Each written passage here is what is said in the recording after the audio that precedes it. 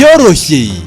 Hano muri Emma Electronic Shop tubafitiye serivisi za Airtel Money, Mobile Money ndetse na Mobi Cash, aho tubafasha kubitsa, kubikuza no kohereza amafaranga. Ducuruza amayinite yaba ya Airtel ndetse na MTN. Mwijya kure nimugurire miti yaha mutagombye kujya handi kure. Turabibutsa ko hano tubafasha kwishyura amazi no kugura umuriro. Ni karibu, ni mwizire hano tubagezeho izi serivisi. Ku bundi busobanuro muduhamagare kuri 07 04 62 55 cyangwa 07 22 73 92. Emma Electronic Shop, waziye.